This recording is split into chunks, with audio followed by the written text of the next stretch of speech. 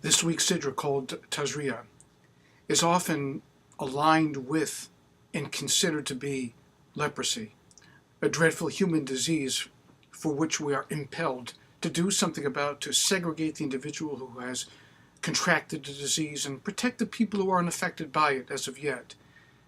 But I strongly suspect, as do all of the great Mefarshim, the expositors of the biblical text, it's not about leprosy, it's about something entirely different.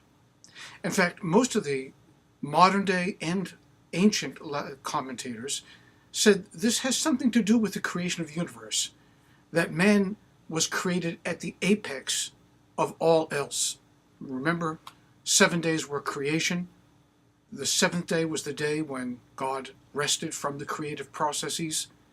And on the sixth day, after everything else had been created, the luminaries, the various constellations, animals, earth, then God creates humanity. So we think ourselves very great. We think ourselves empowered. We think ourselves standing at the pinnacle of the mountain looking down upon the great universe that lies at our feet. In fact, the sages also point out to the Psalms, which says, you have made, speaking to God, you have made us little less than angels.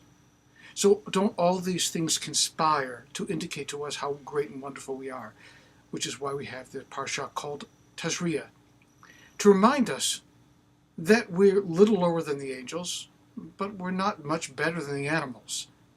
And a lot of times we need to remind ourselves that when we become tainted by life, when we are affected by disease, whether it be a physical one or whether it be a psychological one, when life slaps us back down into place, when we feel that we have suffered unjustly in the world, that's when Tazria comes into play. The whole idea that we are affected by the world. We don't affect change in as much as we are affected by change. So Tazria reminds us that we are simply human beings after all. And continually, we need to remind ourselves of that, so that we bleed. So that when we bleed, we're blemished.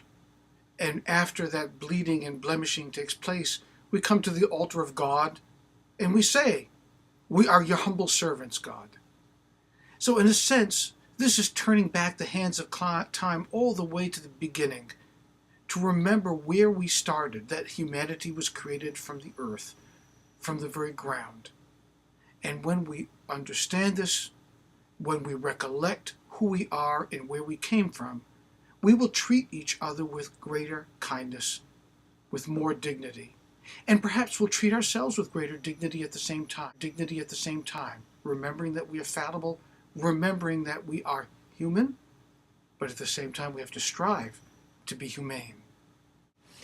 And what is really key about this is what we're reminded by the sages. And what is really key about this is what we're reminded by the sages of the story of Abraham who bound Isaac on the altar. Isaac and Abraham, who were above everything else, bound Isaac, who was below everything else. And you and I would not be who we are unless Isaac went through that terrible event and emerged, perhaps burdened by the pain and scathed by the fact that his father had tied him and almost made of him a burnt offering. And yet Isaac never would have become the man he was destined to become. And you and I would not be here to this day had that event not occurred. When bad things happen, they need to be made purposeful.